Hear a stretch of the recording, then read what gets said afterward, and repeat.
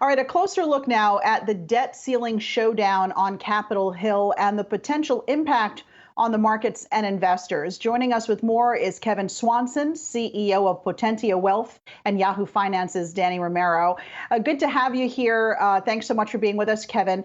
Look, investors may want to prepare for some volatility here as that October 18th deadline nears. What should long-term investors be considering when they're looking at their portfolios? Well, I'd say three things specifically. The first is we're probably going to see additional volatility like we've been seeing the last month in the market. So it's going to be important for us to keep our emergency fund set aside. That's enough cash to cover 4 to 6 months of expenses. That's cash or very conservatively invested liquid assets. Second, we need to rebalance our portfolios. Our risk tolerance has changed as we have seen tech and equities take over a large part of our portfolio and grow so much. Our fixed income and more of our conservative holdings, those have been, just hasn't seen as much growth. So we need to take a look at our risk tolerances and rebalance our portfolios back into alignment again.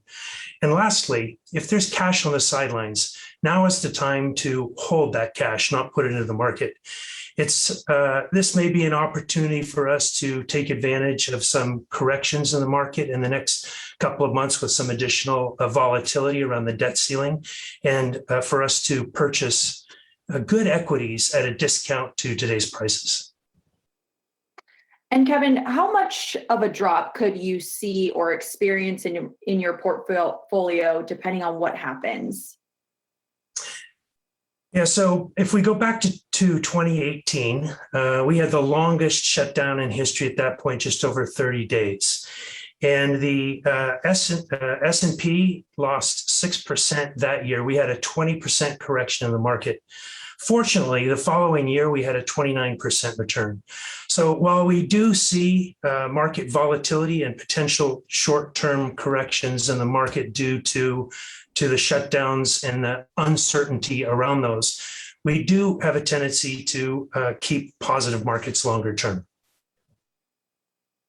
And Kevin, for the retired clients who are expressing concern about what might happen, the debt ceiling deadline, what do you advise?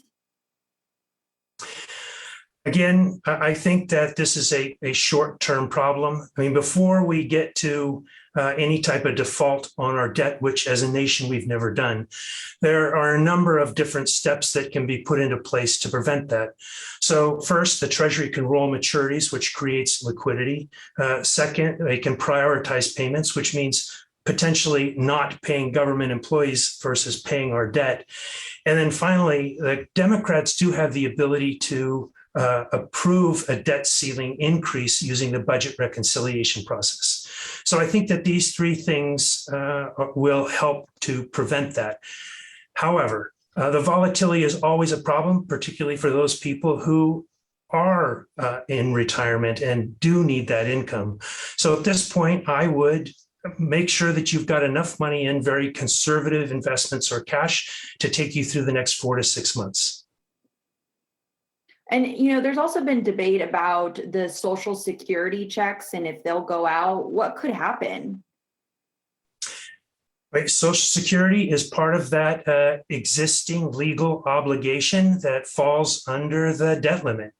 So the debt ceiling is a total amount of money the United States government is authorized to borrow to meet those existing legal obligations.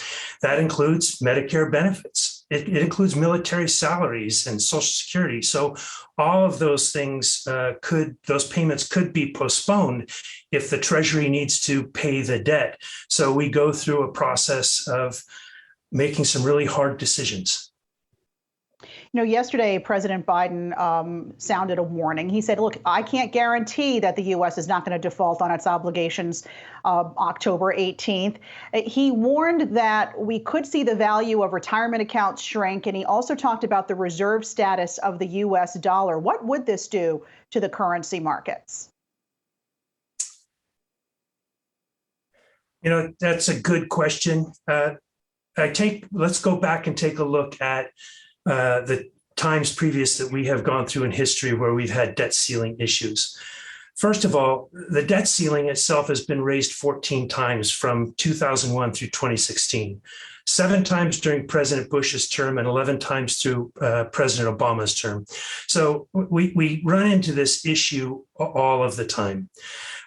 It was in 2011, where we had the S&P 500 downgrade our debt, and that created the biggest issue for us. And that 2011 downgrading, the Bipartisan Policy Center, they said that we raised borrowing costs by almost $19 billion to be paid over a 10-year period.